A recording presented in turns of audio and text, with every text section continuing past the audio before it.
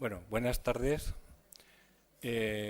Nos hallamos aquí en la edición número 23 de estas jornadas de Antigua, que ya van siendo también realmente antiguas. Y además, curiosamente, en torno a un tema que, como diría Cervantes, va como de molde al lugar en el que se celebran las jornadas, puesto que va a ser objeto el objeto de las jornadas va a ser el libro, ¿no? Entonces, hoy tenemos con nosotros al profesor Juan Carlos Iglesias Zoido, que es un especialista del libro en el mundo antiguo. Tiene un libro clásico, yo digo que clásico del tema, sí señor, sí, porque se titula pues precisamente La historia del libro en Grecia y Roma, ¿no? Soportes y formatos. De las últimas publicaciones, claro, bueno, pues él se dedica a, pues, como todos los profesionales de este mundo de la filología griega, del cual es profesor titular en la Universidad de Cáceres, de Extremadura, tiene multitud de publicaciones técnicas, vamos, específicas de su mundo, bueno, digamos más científicas, pero también otras, pues digamos más accesibles al común de los mortales, que podría ser esta, la historia del libro. Otra es el legado de Tucídides en la cultura occidental, y una tercera que a mí que particularmente le tengo cariño, porque fue como yo le conocí sin conocerle. Quiero decir, llegué a él a través de ese libro, que es una historia, por no decir el título exacto, es una historia del discurso militar, ¿no? De las arengas, ¿no? Las arengas militares. Entonces, en torno, estos son un poco los tres últimos pilares en los que él se ha movido, de textos accesibles un poco pues a nosotros, al gran público. Y bueno, pues sin más, ya una vez presentado, le cedo la palabra. Él va a preferir hacerlo un poco pues presentándoles las imágenes y un poco moviéndose por el escenario, con lo cual yo voy a bajar para que no nos tropecemos o le ponga la zancadilla inadvertidamente. Así que bienvenidos, muchísimas gracias por venir, gracias también al Koldo Michelena por hacer posible un año más estas jornadas, gracias a Juan Carlos por haber tenido la amabilidad de venir, y yo sé que vamos a disfrutar con su conferencia, así que yo ya me bajo. Muchas gracias. Bueno, con su permiso, yo voy a levantarme, porque mi idea es hacer una exposición lo más viva posible, y entonces, jugando con la actio de la antigua retórica, prefiero estar de pie y compartir mis palabras con ustedes. Más que arriba, mejor bajo aquí, para contarles un poco, digamos, lo que vamos a hacer. Ante todo, lo primero es expresar mi agradecimiento más sincero a la Fundación Koldo Michelena y especialmente al organizador de estas jornadas, Javier Mina, que la verdad son unas jornadas, lo hablábamos antes, son ya 23 años, son muchos años, y ojalá que haya bastantes más.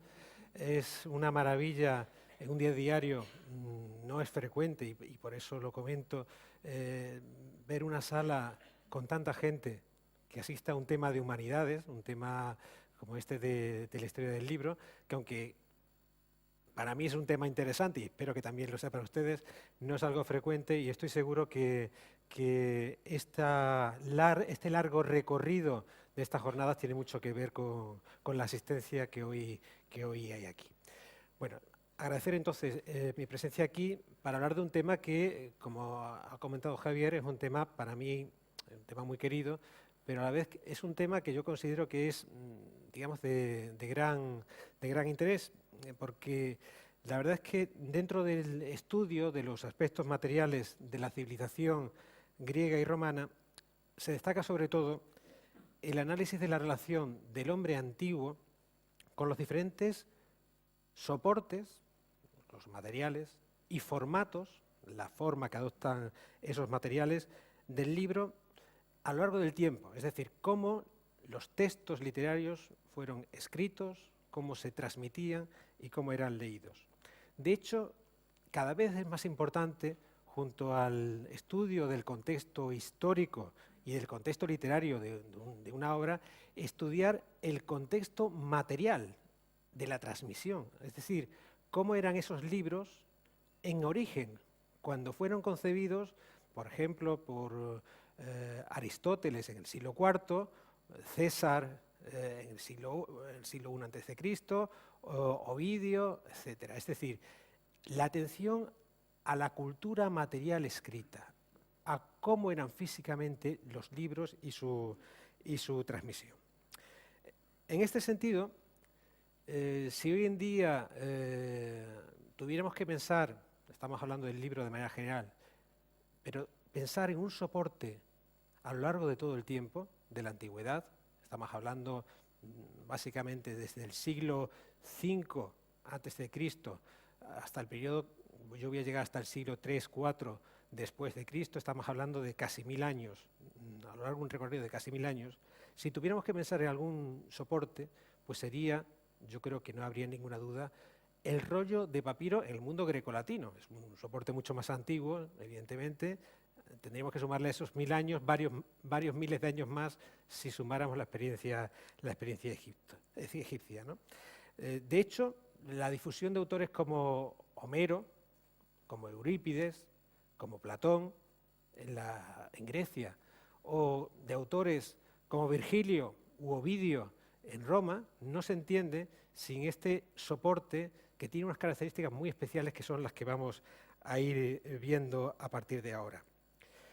De hecho, el papiro, a pesar de varias cuestiones, es el libro por antonomasia en la antigüedad. Y digo a pesar de varias cuestiones porque, primero, era un producto de importación, como ahora veremos.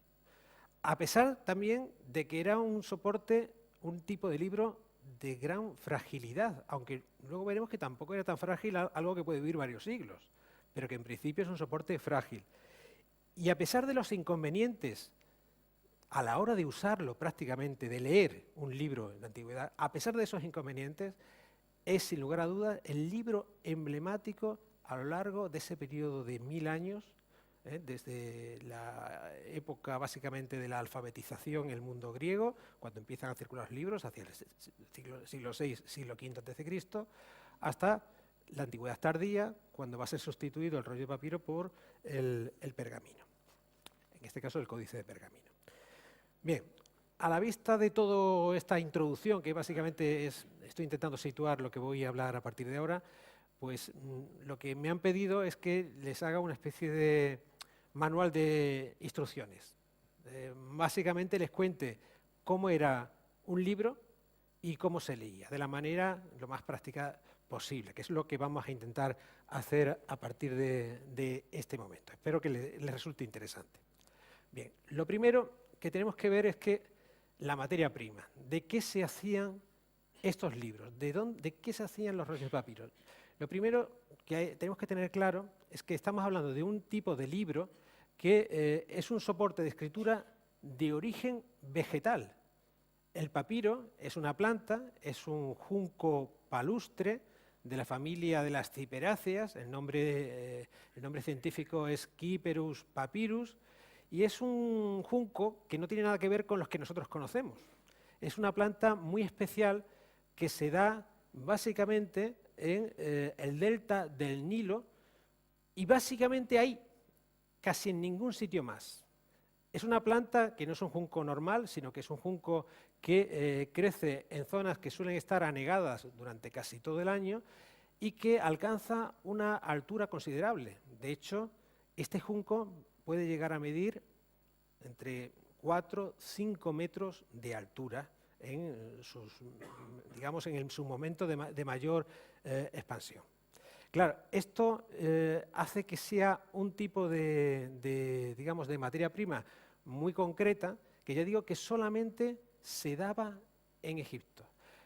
En Siria hubo algunas zonas pantanosas donde se llegó a intentar cultivar, estaba relacionado con la biblioteca de Pérgamo, que intentó ser la competencia de la biblioteca de Alejandría, que es la biblioteca que crearon los reyes macedonios en Egipto, e incluso parece que se asentó, o se consiguió traer la planta a Sicilia en la Edad Media, en el momento en que Sicilia tuvo una corta dominación árabe, antes de ser expulsados los árabes, y quedaron allí, en ciertas zonas pantanosas de Sicilia, de la isla de Sicilia, algunas zonas con papiro, que fue aprovechado, luego lo comentaremos, por la curia papal para buscar material. Pero en la antigüedad solamente, en Sicilia evidentemente no había papiro, en Siria fue algo posterior, si uno quería conseguir la planta, solamente se daba en el delta del Nilo, exclusivamente. Claro, esto va a tener una importancia enorme a lo largo del tiempo, porque como solamente se daba en un solo lugar, la comercialización de la planta y de sus elementos fue algo con lo que jugaron, por ejemplo, los reyes macedonios, que a partir de Alejandro Magno dominaron en Egipto hasta Cleopatra, que es la última de los reyes macedonios, y jugaron con la ley de la oferta y de la demanda. Cuando les interesaba subir el precio, pues reducían la salida de papiro de Egipto y los libros en esas épocas alcanzaban unos precios desorbitados, porque la materia prima escaseaba por motivos básicamente políticos, porque el cultivo, no el cultivo, sino toda la comercialización del papiro, digamos, era algo que pertenecía al ámbito de los reyes. ¿De acuerdo? Por lo tanto, la materia prima se da en un solo sitio, lo cual explica que todos los rollos de papiro que podamos encontrar en otros lugares, los que se usaron en Atenas, los que se usaron en Roma, todos provenían de Egipto. No se podía conseguir fuera de Egipto el material. Además, el papiro es una planta muy especial porque es una planta de múltiples utilidades. En una cultura donde está dominada por el desierto, la zona del delta del Nilo, aparte de caza, de pesca y de otros elementos, básicamente tenía esta planta, que es una planta que crecía salvaje, que es uno de los problemas que tenía, crecía salvaje, no se podía en principio cultivar, y es una planta que tiene múltiples utilidades, porque es una planta de tallo triangular, muy amplia, muy alta, cuyo centro es carnoso y es rico en fécula. Es decir, el pueblo, sobre todo las clases más populares, masticaban más que comer, porque masticaban el papiro, porque tiene una serie de fibras que luego veremos, y se quedaban con la sustancia. Era una especie como de patata del pueblo más humilde en Egipto. Pero además del tallo, de la parte exterior del tallo, salían unas tiras con las cuales se elaboraban, y se siguen elaborando en algunas zonas, sobre todo cerca de Naha, Sudán, embarcaciones de papiro. Embarcaciones como la que tienen ustedes ahí arriba, que básicamente siguen el mismo modelo egipcio y están hechos con esas tiras de papiro. O, por ejemplo, se elaboraba calzado, o se elaboraban cuerdas.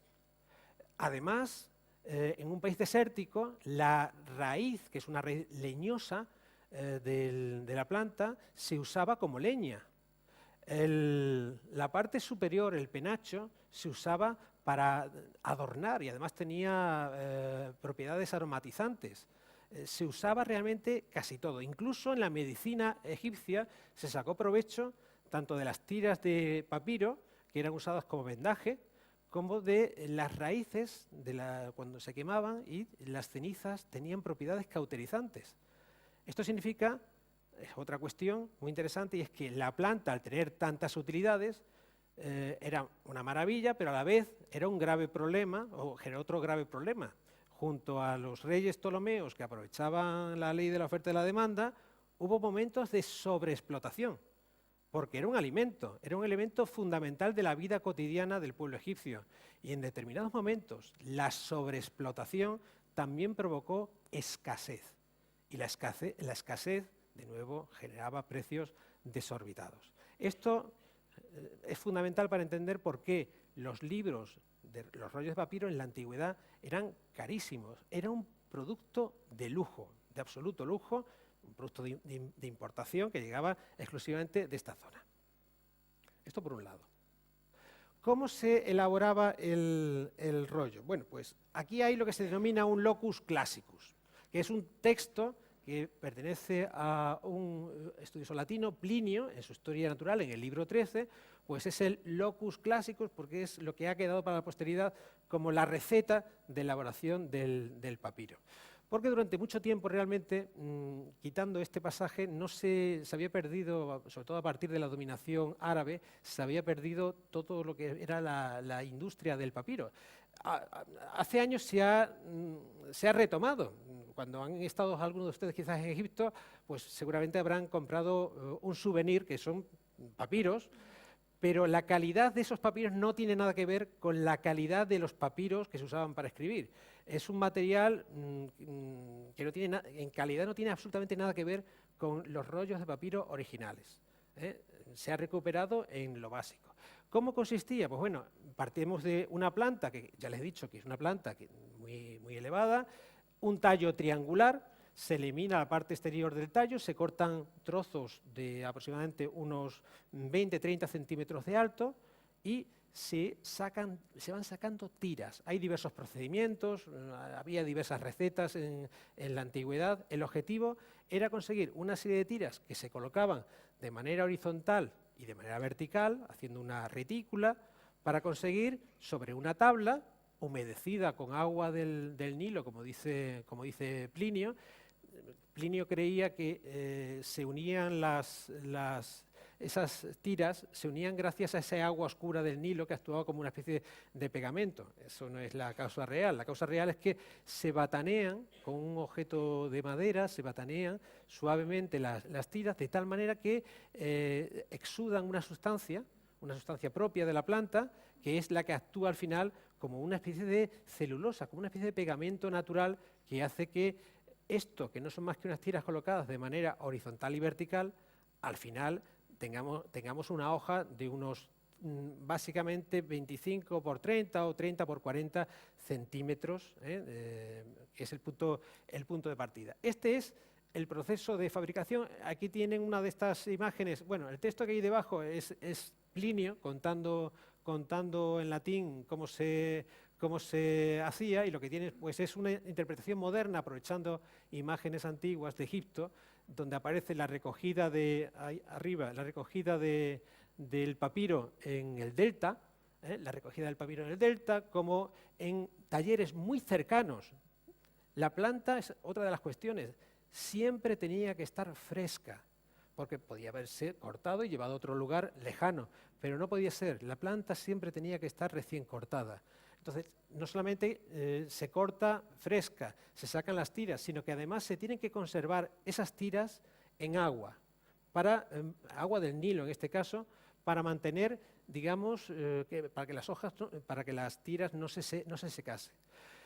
Tampoco se podía tener mucho tiempo en agua, porque dependiendo del tiempo que estuviera, el papiro al final era más claro o más oscuro. Mientras más tiempo estuviera en el agua del Nilo, en ese agua un poco oscura del Nilo, ese papiro al final era más oscuro y de peor calidad. El objetivo final era conseguir una hoja aproximadamente de esos más o menos 20 por 25 por 30 o 30 por 40 centímetros, dependiendo del tipo de libro que se quisiera hacer, que se secaba al sol, se pulimentaba con piedra pómez o con conchas de moluscos, se pulimentaba para tener la superficie lo más suave posible, y además la superficie entonces era muy porosa, la superficie final muy fina, pero muy porosa, y entonces se utilizaba, pues generalmente era goma arábiga muy disuelta en agua, para tapar los poros y permitir que se pudiera escribir sobre la superficie, y que no ocurriera como en tiempos, yo llegué de pequeño, usábamos unos folios que eran unos folios muy porosos, y se escribía con ciertos bolígrafos o con pluma, se hacían muchos borrones. Pues eso es lo que ocurriría si no se taparan esos poros. Por la cara delantera, que ahora veremos cuál es, y por la cara posterior generalmente se tintaban con determinados aceites. Ya veremos para qué motivo. De esta manera ya tenemos el punto de partida para hacer un rollo, que es una hoja de papiro, que es digamos, el elemento básico de elaboración de estos rollos. El objetivo, por lo tanto, gráficamente, era partir de esto, que era lo que se encontraba en el delta del Nilo, la planta, ese junco palustre, en esto, que es un material enormemente delicado, también más resistente de lo que parece, pero con el que hay que actuar con mucho cuidado, donde los poros del recto, es decir, la parte delantera, estaban trabajados para que se pudiera escribir con facilidad. Y además, como era tan caro el soporte, los escribas no se podían permitir un borrón, porque eso estropeaba el soporte y eso era un precio desorbitado. Los escribas tenían que tener un cuidado tremendo a la hora de escribir sobre este soporte. Y solamente se escribía además, solamente se usaba en principio una parte. Ahí ven ustedes, parece el mismo, pero son dos hojas. Lo que es el recto, donde las fibras están colocadas de manera horizontal, no sé si lo ven ustedes, y el verso, que es la parte de atrás, donde las fibras están colocadas de manera vertical. En principio, solamente se debía escribir en el recto, y cuando uno compraba un rollo de papiro no se le ocurría usar la parte de atrás por varios motivos. El primero es por las fibras, porque por muy pulimentadas que estuvieran esas fibras, alguna resistencia a la pluma hacían, y entonces no convenía usar la parte de atrás, aparte de que la parte de atrás, el verso, que es lo que tiene aquí, era lo que estaba en contacto con las manos. La parte recorrida, ahora veremos de qué manera, constantemente con las manos, y que claro, evidentemente esa parte tenía que estar protegida por ese aceite, unos aceites con esencias que protegían, impermeabilizaban para que el sudor no afectara, porque la humedad es lo más terrible para el papiro. La humedad, de hecho, se conserva algún pequeño colofón, es decir, un texto que aparece al final de un papiro egipcio, donde se dice que nunca dejes este rollo en manos de los niños. Los niños suelen tener las manos húmedas y que nunca toque un niño el rollo de papiro porque puede estropearlo simplemente de estar tocándole, de transmitir la humedad de sus manos. ¿De acuerdo? Por lo tanto, esto es lo que tenemos en principio, recto y verso. Y lo que tenemos como unidad para componer, este es el material, este es lo que nosotros denominamos el soporte, que es el material, la hoja, ¿no? A la hora de elaborar el formato, básicamente el formato era este, un rollo o volumen. A la hora de elaborar este volumen, todo esto, ya les digo que se hacía en Egipto, se iban uniendo las diversas hojas, como ven ahí. Aquí tienen ahí en el lema, tienen varios nombres que ahora les comentaremos. La hoja se llamaba colema, son los colémata en griego, o plagula en latín, que es el A, que es lo que sería cada hoja aproximadamente, y se van uniendo las hojas, si se dan ustedes cuenta, no sé si se ve ahí, se van uniendo las hojas de tal manera que una se pegue un poco por encima de la siguiente. Y así sucesivamente, siguiendo la dirección de escritura, que en este caso es un rollo grecolatino y por lo tanto, como nosotros, los griegos y luego los latinos escribían de izquierda a derecha. Si fuera un rollo egipcio, se abriría justo en el otro extremo y se elaboraría justo a la inversa, porque, por ejemplo, la escritura jeroglífica era una escritura de derecha a izquierda. Se unían por lo que es lo que se denomina el talón, que lo que se hacía era pegar las hojas con un pegamento el más natural posible y que menos afectara al soporte. Un pegamento que yo recuerdo que mi abuela todavía usaba, que era mezclar harina, vinagre y agua.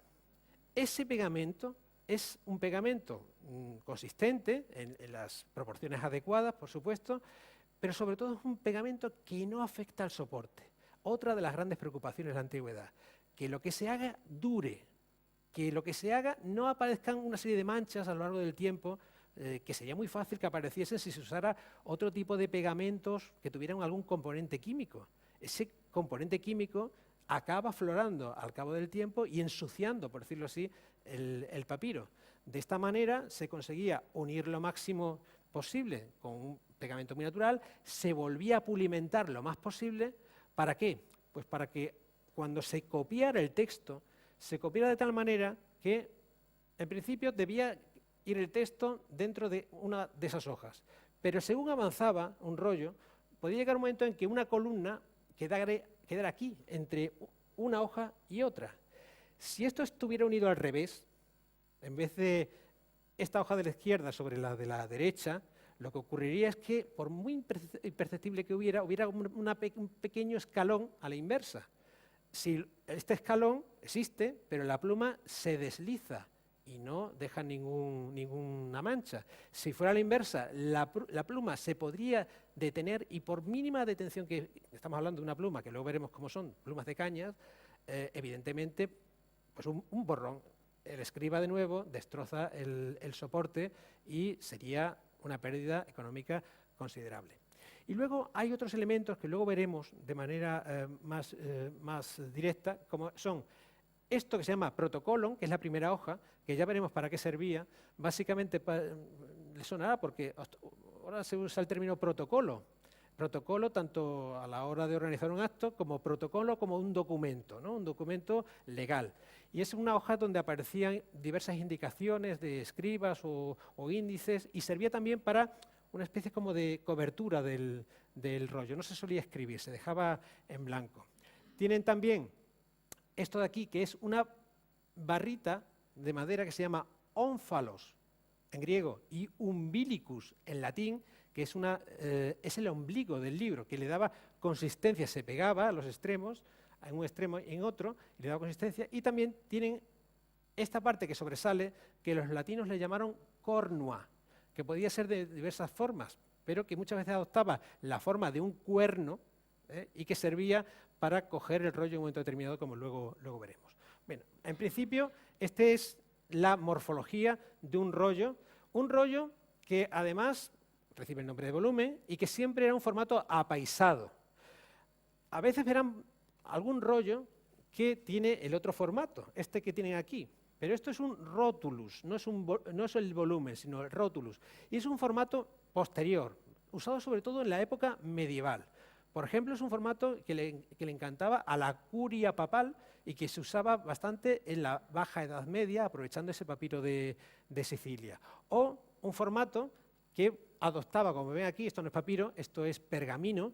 Pergamino, además, se ven casi incluso los trozos que están pegados del pergamino, y siempre esto que aparece en las películas, alguien que va a leer un documento, y es un documento legal, pero es un rótulo. No es el libro como en la antigüedad, que siempre era un formato, digamos, apaisado. Formato que no era el único, porque luego, a lo largo del tiempo, fue evolucionando, e incluso cuando se produjo el paso del rollo de papiro al códice de pergamino, que es el antecedente del libro, tal y como nosotros lo conocemos, básicamente nuestro libro, pero con hojas de pergamino, en este caso un producto de origen animal, pieles de animales, pues también se llegó a usar para elaborar códices, como por ejemplo los códices más antiguos que se conservan del Nuevo Testamento. Este es uno muy famoso, que es el texto del Evangelio de San Juan más antiguo que se conserva, que es entre 150 y 200 después de Cristo, no más cerca. Es este texto, que es el papiro Bodmer, el P66, y que pertenece a la colección Bodmer, que está en Suiza. Estos son hojas de papiro que no se han formado en rollo, sino que se han unido para formar un códice, que es otro formato de libro.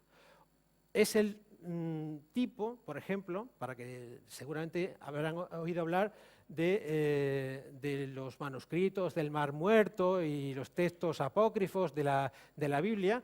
Textos como estos son en concreto de Nag Hammadi, que son códices que ven que son códices del siglo III, IV después de Cristo, y ven que son una especie de carpetas donde estaban las hojas, y básicamente el texto se usaba el recto y el verso como si fuera un libro tal como nosotros lo concebimos. Pero esto ya es algo de la antigüedad tardía y que realmente es un elemento muy tardío, porque lo que se va a usar realmente en Roma a partir del siglo III-IV es el códice, pero de pergamino. Pero para que vean otras posibilidades. Esto tiene un problema, el uso del verso, la parte de atrás. Se usa, pero siempre es una parte menos noble a la hora de escribir y más problemática, ¿no? Esto en cuanto a los formatos. Por tanto, ya tenemos aquí lo que es el rollo, pero el rollo, por supuesto, en blanco, que era como salía de Egipto. Porque no piensen que las obras se copiaban en Egipto. Las obras, o sea, los rollos, era un producto que salía en blanco. De hecho, tiene un nombre que es jartés, de donde viene carta. El término carta viene del material de jartés. Así salían con esos elementos, por ejemplo, el umbilicus y los cornua, que han dado mucha literatura científica, básicamente porque no se sabe muy bien cómo era realmente el libro. Era como aparece ahí arriba, con un solo umbilicus, o tenía dos. Seguramente eran las dos opciones. Si solamente tenía un umbilicus, como tienen ustedes ahí arriba, pues la primera hoja era el protocolon, que servía como una especie de tapa. Era lo que envolvía el libro y por lo tanto no hay ningún problema. Y el de aquí abajo, que tiene dos, tenía una utilidad muy interesante, que lo observan si ustedes visitan en Roma el Museo de la Civiltà Romana, en la ciudad de Roma, se encontrarán reproducido una mesa de estudio de un romano del siglo I, donde aparece, entre otros elementos, algunos de ellos ahora lo veremos, un rollo en blanco, jartés, con dos umbilici, dos ombligos, y se dan cuenta que esto lo que permite es tener el rollo abierto, porque otra de las cuestiones, ahora lo veremos a la hora de leerlo, es que es un formato que tiene, digamos, lo que se denomina un vicio, es decir, no se deja abierto y se queda ahí, sino que esto tiende a cerrarse. Por lo tanto, esto va a tener muchas implicaciones a la hora de usarlo, y el uso, seguramente, de los dos, que tuviera esos dos ombligos, lo que permitía era mantener una parte abierta, más o menos, aunque esto realmente con el papiro auténtico, esto es un papiro, entre comillas, falso, pero con el papiro auténtico era muy difícil conseguir que se quedara así, incluso aunque tuviera dos ombligos. Pero eso podía ser uno de los, digamos, de los motivos. Para que vean, esto hemos dicho que es el libro elaborado en Egipto, sale de Egipto en barco, va a Rodas, que había un centro muy importante de comercialización, a Atenas o a Roma. Los textos los copiaban en los estudios de las personas que les interesaba tener ese texto. Y solamente en épocas posteriores va a haber un cierto comercio librario, pero siempre va a estar bastante limitado. Aquí tienen ustedes un rollo escrito, un rollo, digamos, que se ha conservado casi milagrosamente en Osirrinco, en Egipto. Apareció una excavación en Osirrinco hacia el año 1879. Y no es un rollo cualquiera, de hecho eran varios. Este que ven aquí es el primero de 4 rollos que aparecieron en la arena del desierto, una especie de vertedero de rollos que había en Osirrinco, y esos 4 rollos tenían una obra de Aristóteles, una obra que se sabía que existía, pero que no se tenía físicamente el texto, solamente el nombre, que es la Constitución de los Atenienses, la Athenaion Politeia, un texto que a partir del año 1879 volvió a la luz gracias a la arqueología y a 4 rollos, de los cuales aquí tienen nada más que el primero de los rollos, donde pueden ver un texto escrito. Tienen ustedes el recto y el verso del rollo. Si se dan cuenta, es el mismo rollo visto en las dos direcciones. Esta primera hoja del recto es el protocolon. Ven que no hay nada escrito, está bastante destrozado. Y si se dan cuenta, el deterioro del rollo va cambiando según avanzamos, porque lo que estaba enrollado, más protegido en la arena del desierto, era la parte interior, que es esta última columna, y según salimos hacia afuera vemos que los insectos, por un lado, y el clima han hecho sus estragos, lógicamente, y a pesar de eso se ha conservado, como ven, bastante bien. Aquí tienen 1, 2, 3, 4, 5, 6, 7 columnas. 7 columnas de texto de la Constitución de los atenienses, que es el texto fundamental para conocer cómo funcionaba la democracia en Atenas. Gracias a este texto conocemos una serie de cuestiones que sin él hubiera sido casi imposible. Y la parte de atrás es el verso, y verán, porque claro, ¿por qué se tiró? Porque ya no servía. ¿Por qué? Porque en un momento determinado el recto dejó de interesar. ¿Y qué hicieron?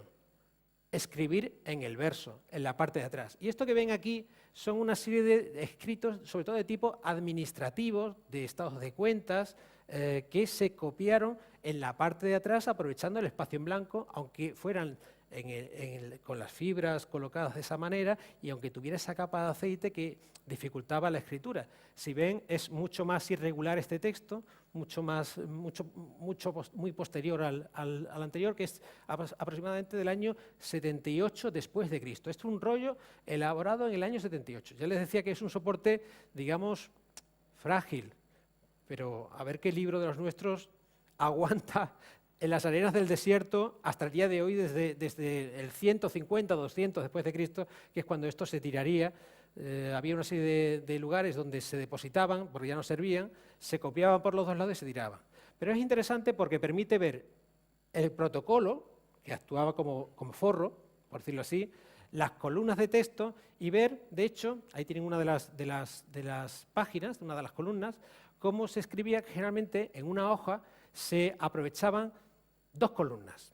El objetivo era que cuando se leyera el texto, ya veremos que se usaban las 2 manos, se tuviera aproximadamente 2 columnas de texto, que era lo que tuviera delante el lector. Ahí lo tienen, texto que aparece en lo que nosotros denominamos la scriptio continua, es decir, un texto en mayúscula sin ningún punto, sin ninguna coma, sin ningún signo de puntuación, todo seguido. Esta es una de las pequeñas dificultades a la hora de leer cualquier obra de la antigüedad, que es que no tenían la ayuda que tenemos nosotros, los signos de puntuación, ese maravilloso invento que solamente a partir de la época medieval empieza a desarrollarse y nos permite leer un texto en silencio. Porque esto se tenía que leer en voz alta, por esa scriptio continua. De hecho, el verbo griego para leer es un verbo muy interesante, porque es el verbo anagignosko. Gignosko significa conocer y la preposición ana significa por encima. Anagignosko significa exactamente desentrañar. Leer era desentrañar. Es decir, uno iba leyendo una serie de letras y iba viendo sobre la marcha cómo se iban organizando y, por supuesto, tenía que leer en voz alta, porque la lectura en silencio dificultaba ese reconocimiento de los textos. Otra cosa interesante, había que leer en voz alta. Es una lectura, la lectura en silencio solamente se va a dar cuando tenemos esos elementos que ayudan, digamos, a la lectura, como son los signos de puntuación. Ahí lo ven en este caso. Y en cuanto al anterior, simplemente comentarles que la altura son 28 centímetros y la extensión a lo largo son 2,2 metros. Esto es una medida bastante normal. De hecho, se pensaba que los rollos debieran tener entre 3 y 5 metros. Hubo rollos de muchos más metros. De hecho, hay alguno que se conserva de 20 y tantos metros de largo. Pero esto tiene un problema para la lectura. Se tienen que usar las manos. Nunca puede ser la extensión tanta que no permita abarcar con una mano normal el rollo. Tenía que ser ergonómico, por decirlo así. El tamaño debía ajustarse. Durante mucho tiempo se llegó a defender cifras normales de 25 metros. Un rollo de 25 metros enrollado en papiro, eso es una cosa que no se puede manejar. Y la cuestión era que se pudiera manejar. ¿Con qué se escribía? Básicamente se utilizaba una pluma de caña, se denominaba el cálamus, y una tinta de origen natural, sin casi química, que básicamente era que se denomina atramentum, que se hace con lo que ellos llamaban negro de humo, que es hollín, goma arábiga y agua. Es una tinta que no ataca al soporte. Las tintas medievales que se usaron en los manuscritos medievales usaban, por ejemplo, óxido de hierro. Esto hace que la tinta sea maravillosamente oscura, brille, además incluso polvo de vidrio, que se usaba también para darle brillo a la tinta, pero eso tiene un problema, y es que se come el soporte. Hay manuscritos medievales donde la tinta se ha comido el pergamino, porque la química se come el soporte. Los antiguos esto lo tenían muy claro y usaban básicamente negro de humo, goma arábiga y agua. Y además, como era una tinta tan natural, se secaba enseguida. La tinta generalmente se dejaba secar en barritas. Y cuando alguien quería usarla en un momento determinado, no es como ahora que tenemos un tintero que dura años, esa tinta por la química que lleva, pues tenía que coger y con un cortaplumas hacer unas tiritas y mezclarla con agua. Así se hacía la tinta. De hecho, los poetas latinos tienen una metáfora preciosa, que es esta carta, este texto, este poema, lo he escrito con mis lágrimas. Es una metáfora, pero es algo real, porque se supone que sus lágrimas son las que se han mezclado con esa tinta seca y han conseguido hacer la tinta con la que se ha escrito la carta. Bueno, pues se escribe con el cálamus, que es una pluma de caña, ahí la ven, que es muy rudimentaria, una caña hueca, que está biselada, cortada, pero que es enormemente interesante porque, claro, cada uno la hace, cada escriba la hacía a su gusto. y dependiendo del corte, del biselado, se podía hacer diferentes tipos de escritura. Una letra cursiva, una letra capital o mayúscula, todo dependía del tipo de corte. Es un instrumento enormemente interesante que es muy simple porque evidentemente ven ustedes que la tinta, se queda muy poca tinta y además no es como una estilográfica que dominamos claramente el flujo gracias a una especie de mecanismo interno, sino que dependemos de una cañita que se va abriendo según presionamos y según la vamos inclinando. Un cálamo que no hay que confundirlo con el stylus, que es otro instrumento que se usaba, que es una barrita metálica, que son las que tienen aquí. Estas son de Pompeya. Están carbonizadas. El cálamo, esto es un cálamo auténtico carbonizado y estos es un stylus o stili, que son barritas metálicas con las que se escribía en las tablillas recubiertas de cera. Ven ustedes que se escribe por esta parte y ven que siempre en la parte de atrás tiene una parte metálica achatada y es porque sirve para borrar. Ustedes escriben sobre la cera y si quieren borrar el texto, con la parte de atrás por fricción se calienta la cera y se borra el texto. Como nuestros hijos tienen estos lápices que tienen la goma atrás, esa gomita atrás, el modelo realmente es este, el stylus, y de aquí, bueno, palabra de la que viene estilográfica, pero que es básicamente un punzón metálico, ¿de acuerdo? Ahí tienen otro testimonio pompeyano donde ahí tienen el calamus, el atramentarium, donde estaba la tinta. Generalmente solía ser dos tinteros, uno rojo y otro de tinta roja y otro de tinta oscura. Tienen aquí una tablilla y tienen incluso aquí un instrumento curiosísimo que es como una borra una goma de borrar de grandes dimensiones. Porque borrar una palabrita, pues bien, pero borrar todo un texto en una tablilla, ¿cómo lo hacían? Pues con esta especie de espátula que ven aquí, con la que por fricción a toda la superficie se conseguía borrar el texto y ya reutilizaban la tablilla. Y tienen ahí también un rollo de papiro abierto. Bien, esto en cuanto a cómo se escribían.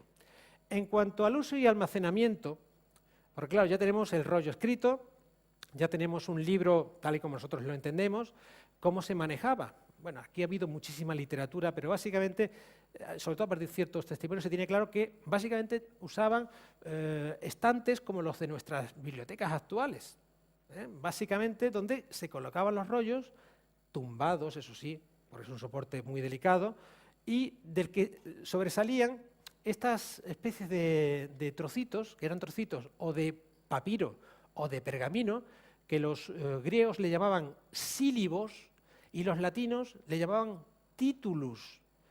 Y dirá usted, ¿era el título de la obra? Pues en principio no, porque el título es algo realmente tardío. La idea de poner un título a la obra, lo habitual era poner las primeras palabras de la obra. Alguien identificaba la obra leyendo en ese sílabos las primeras palabras. Algo que no es nada extraño, porque si hablamos de en un lugar de la Mancha, todos sabemos de qué estamos hablando.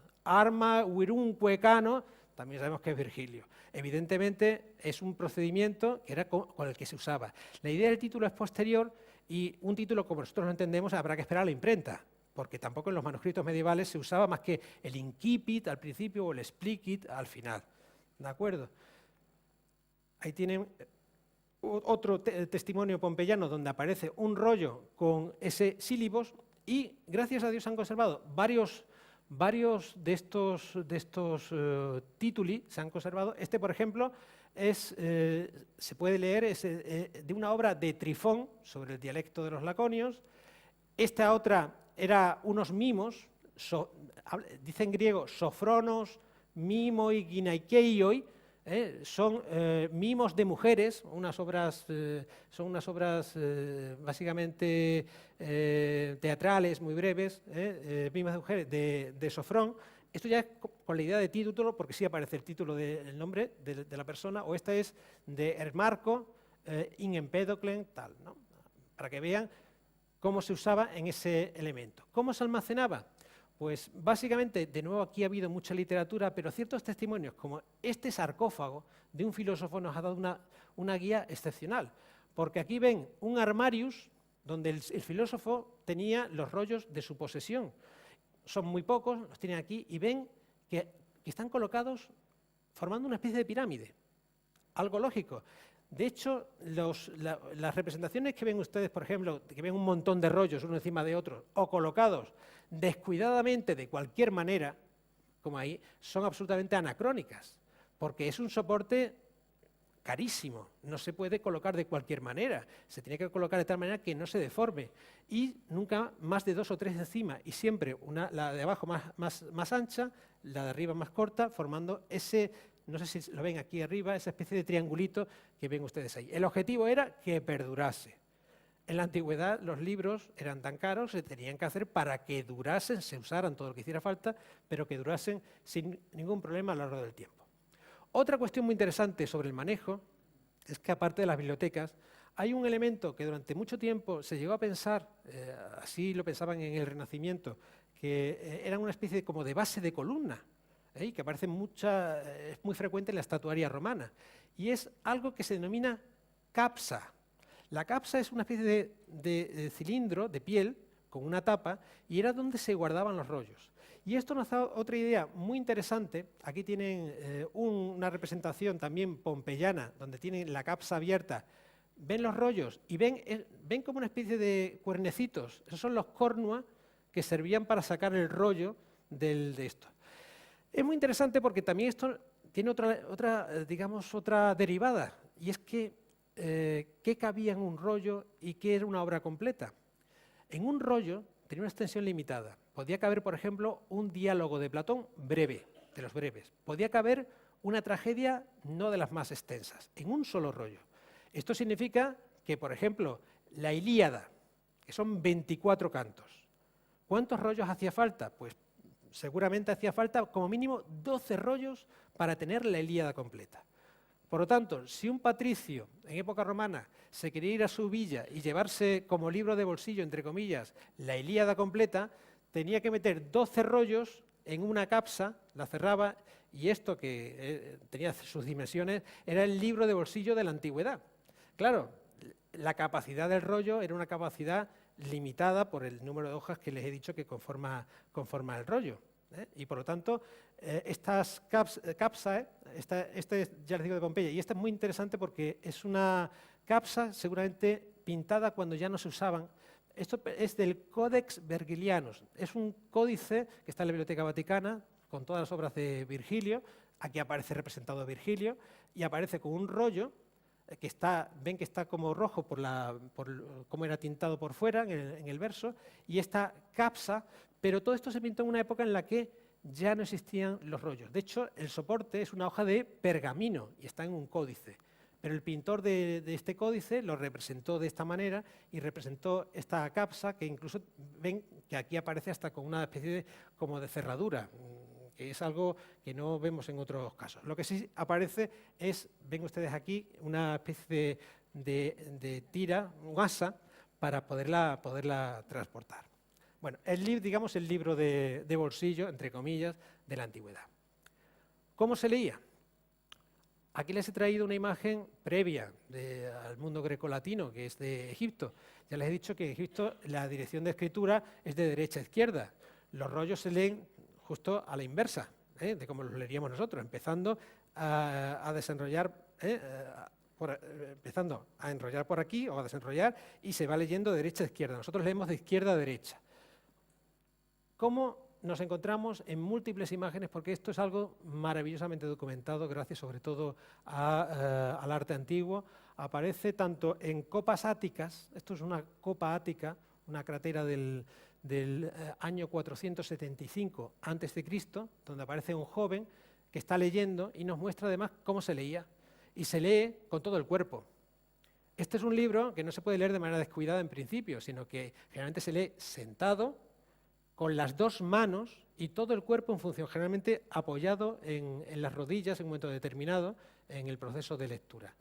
Aquí lo ven levantado porque el pintor ático ven que se entreven unas letras, y es una costumbre que aparezca la obra que se está leyendo. Generalmente suele ser el título, entre comillas, las primeras palabras de una obra determinada. Esta es una imagen de un siglo posterior, es un joven jovencito de 16 años que murió y sus padres lo representaron en la estela, una imagen cotidiana, ¿no? Aparece sentado, se supone que en su estudio, aparece con un animal doméstico debajo, sería su gato, que estaba ahí debajo, y aparece este joven que murió a los 16 años con el rollo que usaba en la escuela del filósofo, o en la escuela del gramático, seguramente ya a esa edad en la del filósofo, y aparece en la misma postura. Igual que posturas que se dan, aquí les he traído esta imagen porque se ve, se puede leer, moi samoi, es un texto épico, habla de la musa, ¿no? Un texto épico que es una de las imágenes más conocidas, una catedrática del siglo V a.C., de la escuela ática, donde aparece el profesor que está dando clase, por decirlo así, con el rollo, leyendo a partir del rollo del papiro. O este otro fragmento que se ha conservado de otra cratera, donde aparece también, en este caso, el alumno. La ven ahí, y también con esta costumbre de los pintores de las crateras áticas de hacernos saber qué obra estaban leyendo, que es una cosa que realmente ha dado también mucha literatura científica. Bueno, esto es un procedimiento que generalmente, todas estas posturas forzadas siempre es para mostrar el texto, pero siempre es el rollo apoyado, y es algo que se va a dar a lo largo de toda la antigüedad. Hay cientos de imágenes, es una de las cosas mejor atestiguadas y que nos ha permitido otra cuestión, el acceso de la mujer a la cultura. Aquí, en este caso, es la representación de una mujer del siglo V que está leyendo un rollo.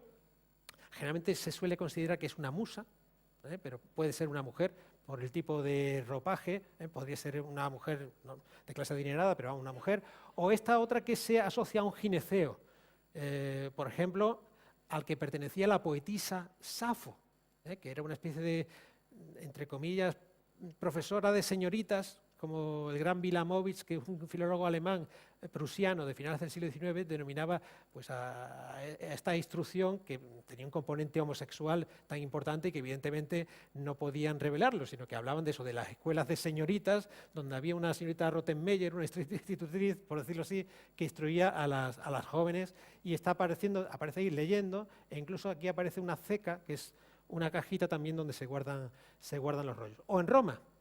Si han estado en Pompeya, esta es una de las imágenes más conocidas de la Villa de los Misterios, y se suele denominar la educación de Dioniso.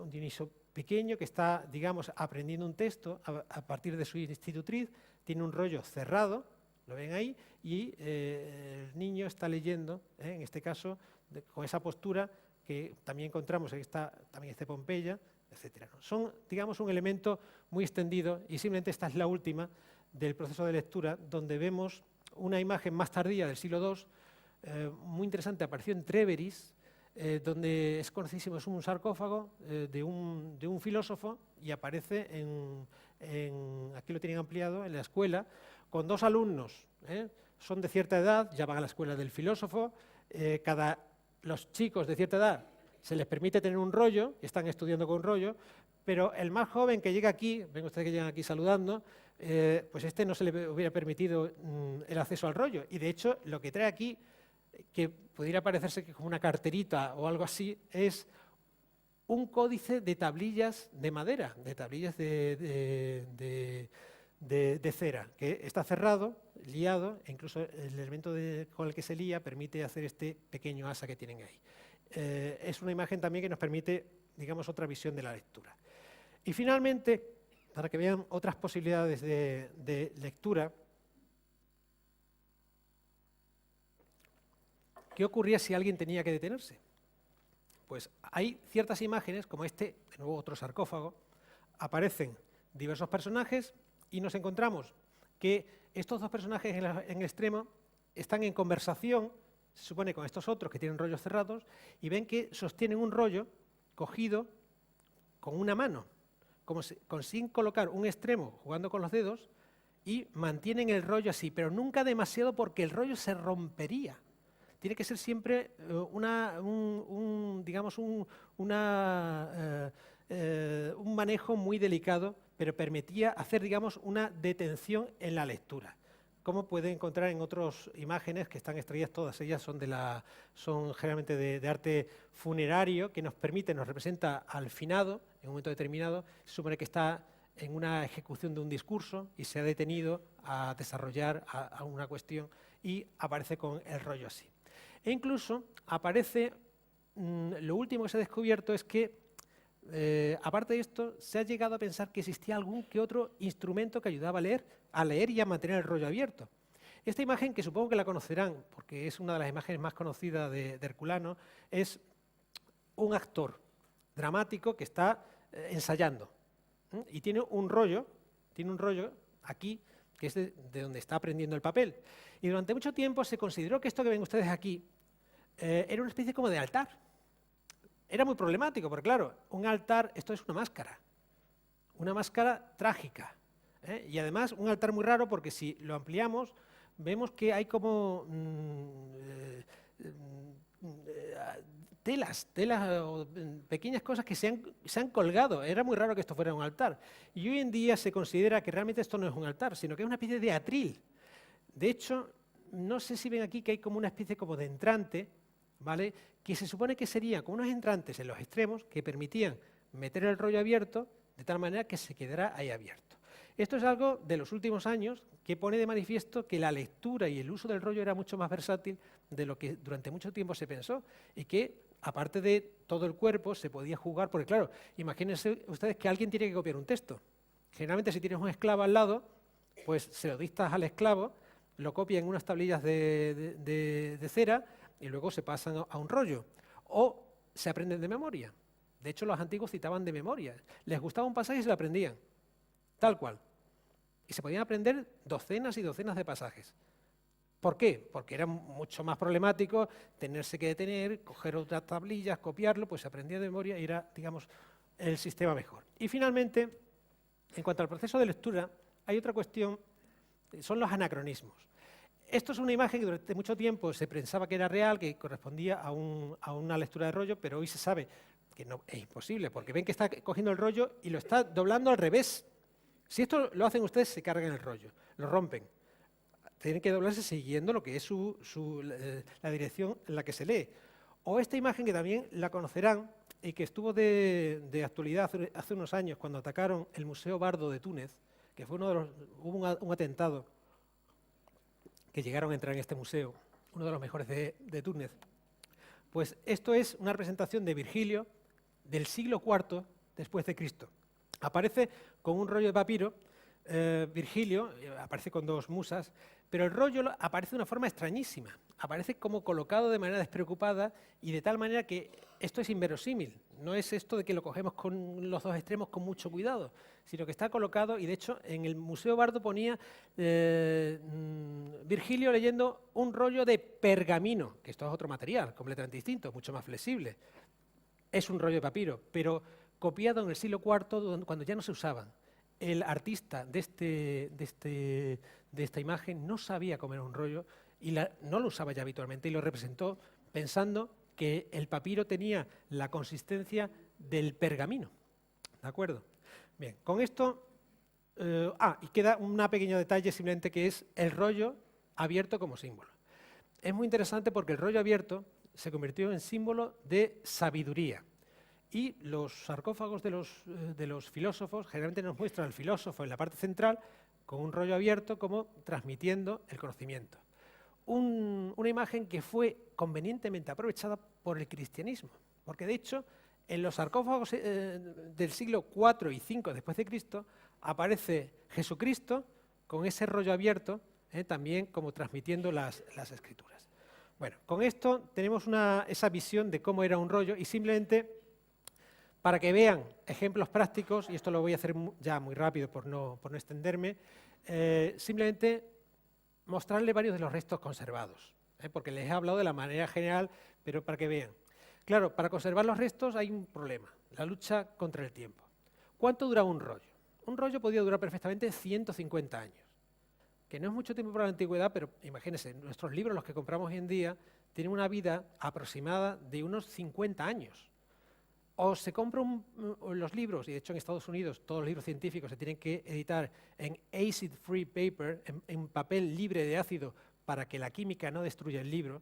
Son estos libros, ¿no han visto ustedes libros que han comprado hace 20 años y son quebradizos, es la química que está hecha en el papel, está matando el libro.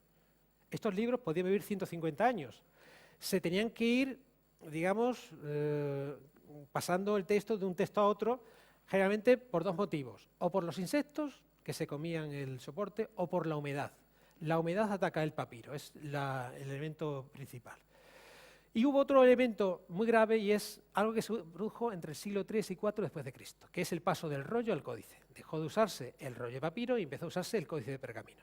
Esto, que fue un gran avance, fue un grave perjuicio cultural, porque claro, esto hizo que los rollos que dejaron de copiarse en pergamino, no pasaron a códice de pergamino, con el tiempo se destruyeron.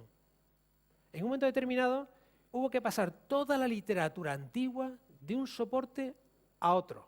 Nosotros lo hemos vivido, lo estamos viviendo, del soporte papel al soporte digital. Lo que pasa es que es justamente lo contrario. En un CD tenemos una biblioteca sin ningún problema. En este caso hubo que hacer elecciones. Por ejemplo, ¿por qué se conservan nada más que 7 tragedias de Esquilo? Porque Esquilo en el siglo IV era un autor respetado, pero que ya muchos no entendían. Entonces se seleccionaron 7 obras. ¿Por qué 7? Las que cabían en un códice de pergamino. Se copiaron 7 obras y las otras obras siguieron en rollos de papiro hasta que se perdieron. Igual que Sófocles, solamente tenemos 7 obras. Solamente de Eurípides tenemos 21 obras. ¿Por qué? Porque fue tan popular en la época bizantina que lo copiaron ampliamente. ¿De acuerdo? Por lo tanto, ahí se produjo otro, digamos, un cuello de botella de la transmisión literaria. Para que vean entonces cómo se conservan generalmente los restos, pues generalmente se debe a accidentes. El más antiguo, que es el papiro de Derbeni, es un papiro carbonizado. Alguien en un rito religioso lo quemó y metió los restos en esa cratera. Esa cratera se metió en una tumba. En el año 60 y tantos se extrajo de la tumba y se descubrió, porque estaba tapada, que los restos carbonizados se habían mantenido. Esto ocurrió en Derbeni, Tesalónica, donde llueve y la humedad podía haberlo destruido si no se hubieran preservado gracias a esa cratera. El segundo texto, más antiguo, del siglo IV, antes de Cristo, 2400 años, tiene este papiro que ven aquí, es un poema, Los persas de Timoteo. Y se ha conseguido porque apareció en una tumba en Egipto de un poeta ambulante. Murió en Egipto, se le enterró con el papiro que usaba para una obra que él ejecutaba en los pueblos, y esa obra está metida en una especie de zurroncito y se preservó hasta el día de hoy. O esta otra obra, que es el libro de poemas de Posidipo de Pela, un tipo al que solamente se le conocía por nombre, hasta que en el año 2009, aproximadamente, no, un poquito antes, 2001, había una momia en Milán, el Museo Arqueológico Egipcio de Milán, y esa momia, que era una momia grecorromana, tenía un pectoral. En la época grecorromana, generalmente al finado se le pintaba, se le hacía un pectoral con restos de telas o de papiros y se le pintaba la cara. Pues en el pectoral de una momia se descubrió en el año 2001 que ese pectoral, donde estaba la cara del muerto, se había hecho con un rollo de papiro que ya no servía y que contenía un libro de poemas del siglo III a.C. Esto se cargaron una obra de arte, como era el pectoral, pero se ha conseguido descubrir un rollo de papiro del que tienen ustedes aquí varias columnas, y ven, esto que ven aquí son las partes que hubo que cortar según preparaban el pectoral de la momia, y que, por desgracia, nos han quitado texto. Otro lugar del que ya les he hablado es Osirrinco, donde se han preservado los trozos de papiro gracias, sobre todo, a la sequedad de la arena del desierto. Hemos visto ese que hemos visto antes, pero que es un papiro enorme, pero lo normal es esto. Lo normal son trocitos que aparecen entre las arenas. Esto sabemos que es un discurso de esquines, pero ven resto de una columna y resto de otra, de un papiro que está en unas condiciones lamentables. Y lo último, aparte de eso, es los papiros de Herculano. En este caso van a hablar el profesor Carlos García Gual, el miércoles va a hablar. Simplemente les comento que esto pertenece a Herculano, que es otra de las poblaciones que fueron, digamos, destruidas por el Vesubio. está al otro lado del Vesubio, Pompeya está a un lado, Herculano está al otro, y esto parecía una villa que se encontraba al lado del mar. Esta es una villa lujosísima que se encontraba, digamos, el mar estaba, aquí lo tienen, muy cerquita, una villa, pertenecía a un patricio, y que tenía en esta parte central una biblioteca de más de 2000 rollos de papiros. Bueno, pues esto fue, digamos, destruido gracias o por culpa del volcán. Hoy en día, si quieren ver una reproducción, pueden verla en vivo, porque hay que irse a Estados Unidos. A Malibú, el Museo Paul Getty. Paul Getty, que era un tycoon, ¿no? Era un industrial petrolífero, enamorado de la antigüedad, y no tuvo otra cosa que construir tal cual la villa, y la ven tal cual, todo el atrio, la biblioteca se supone que está aquí detrás, estaría ahí detrás, pero es una reproducción, digamos, hecha en Malibú. Si ustedes quieren realmente ver la villa hoy en día, irán a Herculano y se encontrarán una enorme cima, y esto que tienen ustedes aquí es la villa. Claro, nos encontramos que mientras Pompeya no fue tan cubierta, Herculano, ven ustedes, se construyó encima. No solamente tienen todas las capas del volcán, sino diversas acumulaciones posteriores, y luego se construyó encima la ciudad actual de Herculano. El mar estaba aquí antes, en el 79 después de Cristo. Ahora está cientos de metros más abajo, evidentemente. Pues ahí llevan excavando desde el siglo XVIII, nada más y nada menos, en la época en la que Carlos III era virrey de Nápoles, antes de ser rey de España, que es cuando se organizó, Alcubierre organizó la excavación de Herculano y de Pompeya, y se empezó a excavar hacia 1750. Dirán, ¿cómo? A través de unos túneles llegaron y descubrieron una habitación que pensaban que era la carbonera de la casa, porque lo que se encontraron es esto. ¿Qué pensaban que eran carbones? Carbones, maderas carbonizadas que estaban ahí, pero que en el fondo son rollos de papiro. De hecho, esto que ven ustedes aquí es el umbilicus del que les he hablado antes, y son rollos que aparecen ahí con múltiples posiciones, ahí lo ven, un rollo carbonizado. Pensaban que no iban a poder sacar nada, pero descubrieron un método a lo largo del tiempo por el cual se iba abriendo el texto. Muchas veces, según se abría el rollo, se destruía. Y había una serie de copistas que iban copiando sobre la marcha, porque el texto desaparecía, no existía la fotografía, evidentemente, lo cual hizo que muchos rollos se perdieran. E incluso se creó una máquina de las que quizás le hable el profesor García Gual, el padre Piaggio creó una máquina en la que a lo largo de meses se conseguía que se fueran abriendo los rollos, ven ahí que se van como abriendo y se van viendo el texto. Bueno, lo importante es que esto, a lo largo de estos siglos, ha permitido descubrir una auténtica biblioteca, generalmente de textos, sobre todo filosóficos, y de enorme interés. Y aún queda una parte porque claro, todo esto se lleva siglos, pero los textos se han editado ahora, en los últimos 30 o 40 años, por la enorme dificultad. Y se han editado los filosóficos. Y hay una parte todavía sin excavar, que está dentro. Es posible que haya una biblioteca literaria con textos de poetas de la antigüedad que hoy se han perdido. Bien, con esto llegamos al final de este recorrido que hemos hecho, y he elegido para terminar en este epílogo pues otra imagen emblemática de la historia del libro, que es el matrimonio de Terencio Neo, que procede de Pompeya y que es el símbolo de la historia del libro, ¿no? de ese momento en que quedó ahí cerrado en el 79 después de Cristo. Ahí aparecen Terencio Neo y su esposa. Y es una imagen emblemática porque él aparece con un rollo de papiro, esto es el titulus, ella aparece con unas tablillas, aparece con el stylus apoyado en la barbilla, y este soporte es la base de lo que luego será el códice de pergamino. El códice, nuestro libro, se basa en las tablillas de madera, cambiar las tablillas de madera por hojas de pergamino y ya tenemos otro libro. Pero esto ya es otra historia. Así que espero que les haya interesado.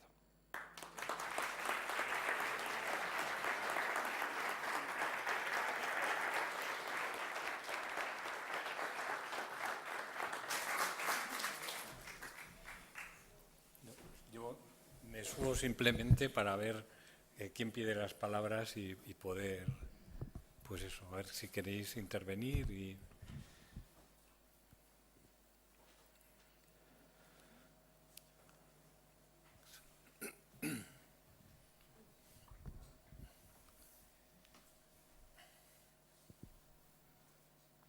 Darte las gracias por la conferencia, que ha sido muy interesante. Entonces, de Egipto, de los faraones, no queda nada, claro. Sí, Sí, sí, sí. Sí. Queda también, ¿eh? Sí, sí, sí, sí. No, ¿Quedan papiros? Sí, sí, sí, hay papiros además interesantísimos. Muchos de ellos son... Es que como dices que de Grecia y esto, como que no... No, yo me he restringido a este periodo, grecolatino. Pero sí hay papiros muy importantes egipcios, e incluso el papiro más conservado, más antiguo es egipcio, que está fechado hacia el 3000 antes de Cristo. Por eso te iba a decir que la cultura es de 2000, 3000. Sí. Y hay muchos papiros que son sobre todo libros de los muertos. Se han conservado porque eran el rollo que acompañaba a la momia. Sí. Y donde aparece todo el proceso que tiene que seguir, el pesaje de las almas, todo el proceso aparecía en unas imágenes. Hay un papiro maravilloso que es el papiro de Ani, donde aparece toda la historia con unas ilustraciones increíbles. Es otro mundo completamente distinto.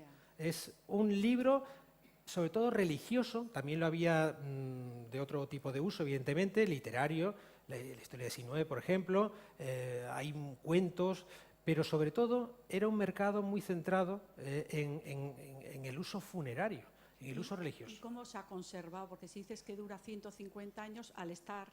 Porque se han encontrado con las momias. No hay humedad y nada, ¿no? Claro, porque muchas veces además hay momias que han llegado y han sido desvalijadas, claro. Se han llevado todo, pero han dejado el rollo. Justo lo que ahora vale una auténtica fortuna, pero eso lo despreciaban. Y entonces se han conservado porque se llevaban el oro, los abalorios, etcétera, pero los rollos se quedaban. Y es otro mundo, hay muchos ejemplares, muchos. Y en la Biblioteca Británica, en el Museo Británico, perdón, hay una colección maravillosa como de tantas cosas, de esos textos. Gracias.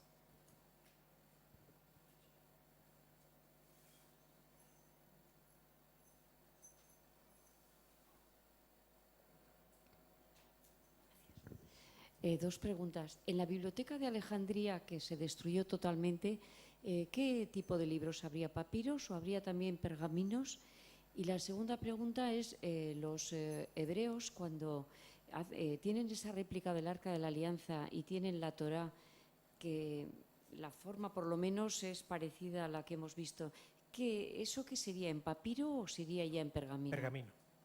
En el primer caso, la Biblioteca de Alejandría básicamente era una biblioteca de rollos de papiros. Se creó básicamente a principios del siglo, hacia el 380 y tantos, 390, fue evolucionando, y básicamente era de rollos de papiro. Pero en un momento determinado ya empezó a reunir también, seguramente, códices, cuando tuvo diversas destrucciones.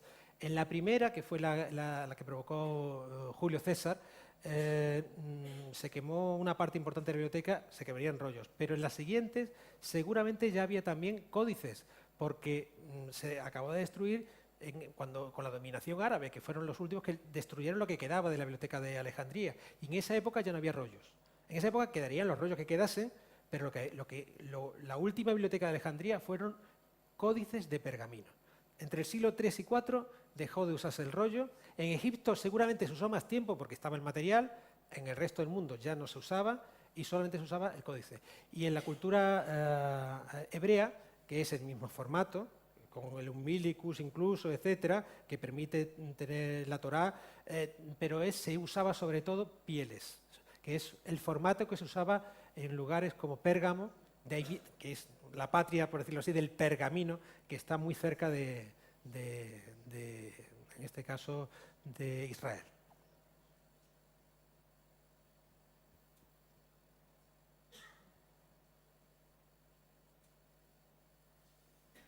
Entonces, ¿el pergamino está hecho de pieles? Sí, todo es de origen natural. El papiro es de origen vegetal, el pergamino son pieles tratadas de animales. Ahí hay otra historia larguísima porque, claro, conseguir que una piel se convierta en algo tan fino como el pergamino, que así era algo tan fino como el papiro, es complicadísimo. Las recetas medievales hablan de periodos larguísimos de elaboración porque había que meter la piel, generalmente además, si es posible, que fuera de animales non natos, es decir, la piel que estuviera lo menos desarrollada posible, que fuera lo más fina, se metía en agua durante semanas para evitar la putrefacción, luego se metía en cal viva, no demasiado caliente para que no quemara todo el pergamino, sino solamente para que se quemara la grasa subcutánea y el pelo que estaba al otro lado, y luego había que tenderlo en un soporte, cepillarlo, secarlo. Era un proceso de meses, larguísimo, hasta tener una superficie que era del mismo grosor y la misma blancura que el papiro, solamente que mientras que el papiro duraba cientos de años, el pergamino bien cuidado dura miles de años. El pergamino es el mayor invento para la historia del libro porque es el que ha permitido preservar la literatura en la Edad Media.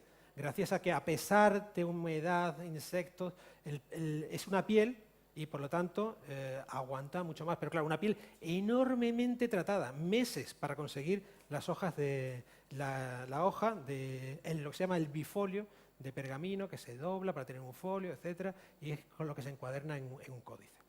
Es otra historia completamente distinta. Sí. ¿Se puede estimar el porcentaje de literatura que se ha perdido cuando se ha cambiado del papiro al pergamino? Sí, hay estudios al respecto, pero todos son aproximativos. Es muy probable, bueno, se suele decir que generalmente conocemos, en general, a lo mejor un 5% de lo que se escribió, a lo mejor. Y mucho de que solamente se conozca ese 5% se debe a este proceso. Pero vamos, se ha perdido mucho sencillamente de que hubo obras, por ejemplo, los primeros historiadores, aparte de Tucídides, de Heródoto, los primeros historiadores o los historiadores de época helenística, que son posteriores. Curiosamente no tenemos casi nada de ellos. Dejaron de ser populares y mientras que Tucídides, Jenofonte, Heródoto se convirtieron en maestros, en los clásicos, que todo el mundo tenía que conocerlo y se siguieron copiando, pues hubo una serie de autores interesantísimos, que son historiadores de época helenística, pasaron de moda. ¿Qué ocurrió? Ese rollo se reutilizó, cuando se copió por atrás se tiró y solamente tenemos fragmentos. Y ahí, por ejemplo, estamos hablando simplemente de ese siglo, del siglo IV, siglo III antes de Cristo, cientos de autores. Cientos con obras, y de esos cientos de autores solamente conocemos el nombre, los testimonios que cuentan otros de lo que dijo y algún pequeño fragmento. O sea que aproximadamente un 5%. O sea, todo lo que nos has perdido. Por eso lo de la biblioteca de Herculano causó ese impacto, porque se pensaba que se podía descubrir una biblioteca de autores de la antigüedad, y de hecho lo que pasa es que casi todos son filósofos, que era lo que le gustaba al propietario de la villa, la parte que se ha excavado. La otra parte que queda excavar es posible que aparezcan, por ejemplo, las obras completas de Safo, de la cual solamente conservamos fragmentos y textos que citan otros autores. Safo cuenta tal, alguien lo cita, eso pasa en la época medieval y se salva, pero son fragmentos. Y sabemos que Safo, la obra de Safo, eran varios rollos de papiro.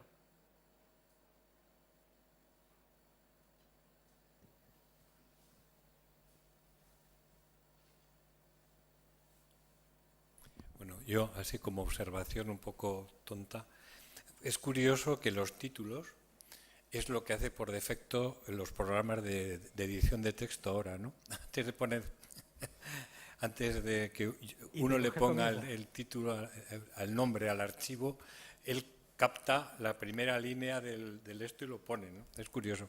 Es muy interesante porque hace lo mismo que se hacía en la antigüedad, Claro. Se hacía sistemáticamente, que era esas primeras palabras. No se les ocurría poner Eneida, ¿no? Sino que era Arma, Wirunque, ellos ya sabían que era el poema épico de Virgilio. Pero es muy interesante porque los procesadores de esto, pero es que no hay nada nuevo bajo el sol. Cuando se creó la imprenta, copiaron todo de cómo se hacían los manuscritos. Por eso hay cosas que no entendemos y que vienen de los manuscritos medievales. Y los manuscritos medievales o los códices de pergamino copiaban cosas de los papiros. Los colofones, por ejemplo, que es un instrumento que hay que retrotraerse a las tablillas sumerias. Los libros más antiguos conservados de las tablillas sumerias de arcilla, una obra estaba en 5 tablillas y la primera que se encontraban, porque eran como tejas colocadas una sobre otra, la última, que era la primera que te encontrabas, tenía un pequeño texto que eran las primeras palabras que estaban 5 tablillas más allá, para que se pudiera localizar. Eso se llama colofón. Pues pasó al rollo, que estaba al final, porque claro, no les he contado que uno va leyendo y en un momento determinado termina de leer y no se le ocurre volver, como cuando alquilábamos los vídeos y nos lo encontramos pasado, ¿no? Ahora ya no hay ese problema, pero ocurre lo mismo. Para saber la obra, si no había títulos, estaba el colofón, donde también aparecían las primeras palabras al final. Esto pasó al libro medieval, a los colofones medievales, y luego pasó a la imprenta. Los libros que todavía intentan mantener un prurito de trabajo bien hecho, al final aparece en la última página: este libro terminó de editarse el día de San Valentín del año tal, tal, tal. Eso es el colofón. Pues eso tiene una historia que se retrotrae miles de años y que ha ido evolucionando y se ha ido adaptando. Los latinos decían nil novum sub sole est. No hay nada nuevo bajo el sol. Y tenían mucha razón.